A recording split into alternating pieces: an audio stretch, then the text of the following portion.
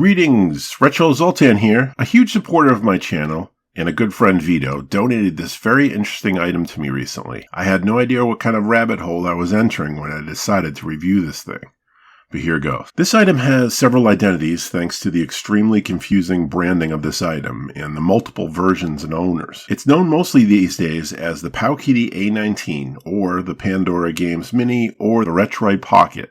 Depending on what revision you get, changes the name even though they look fairly much the same. What we have here, however, is definitely a Powkiddy A19. When I say the packaging of this item is vague, I really mean it. The box literally says handheld game station. I'm guessing this is so resellers can call it whatever they like, but overall I think it just confuses buyers more than anything. I have seen this thing named all sorts of things, because when you have a setup like this, it's all up to the seller to call it whatever they want. I think I'll throw my hat in the ring and start reselling these, calling them the Retro Zoltan Pandora Kitties Soldier Boy Mini. All of these items mention Pandora to get you to associate this system with a Pandora's Box console. I did a bit of research into what a Pandora's Box was as far as gaming is concerned, and overall it's just a controller box with a ton of arcade games on it. I don't have one myself, but I'm certainly curious. It's nothing short of fun looking, and to suggest this is a portable version has me very excited. While the generic box disturbs me, what I found inside was no joke, and right away I was impressed with what I was seeing here. It was quite large, and the weight alone of this thing feels good, and at first glance, it has everything I like to see. A D-pad, of course, that looks and feels good enough, I guess. The earlier version has a different type of D-pad that wasn't appreciated much. It was so bad that Powkiddy for a while sold the system with a replacement D-pad so you could change it yourself. Talk about lazy. They quickly and rightfully so stopped doing that. The analog stick feels good, reminiscent of course of the Nintendo Switch.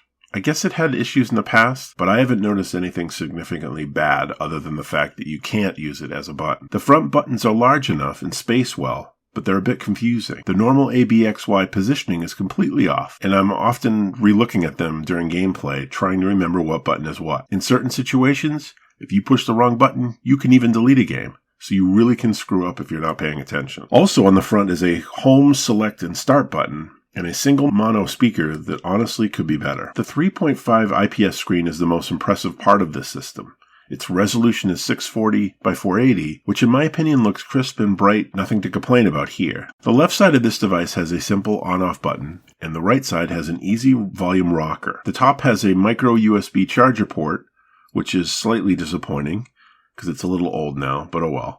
It has a mini SD slot with a nice rubber cover to prevent dust from getting in, I guess. It also has a headphone jack, and if you really want to get crazy, you can use the micro HDMI port if you happen to have the cable and want to connect it to a TV. I think the latest version of this device, the Retroid Pocket, goes for around $90, but I'm guessing you can find it cheaper if you look around some as time goes on. The menu is a bit different from your normal emulating handheld, and it takes a bit of getting used to, but you can get used to the tabs to look at games for each system, and even a search option to find a game in the entire library. I admit I didn't like it at first, but it comes in handy when looking for a specific game real quick. I'm also a big fan of the home button that can easily take you out of games, where you can save or load the game state with the proper press of the right button. Surprisingly, the device also has wireless capability, but only to allow connectivity to a mystery server that allows you to download games. It's a bit slow, but does work after setting it up to a Wi-Fi network. Bluetooth is also available if you want to connect a controller to it. I would imagine this would be helpful if you have this connected to your TV like a regular console. The A19 can emulate 13 systems: Famicom, Mega Drive, Game Boy Color, Game Boy Advance, Super Famicom, WonderSwan, Final Burn Alpha, MAME,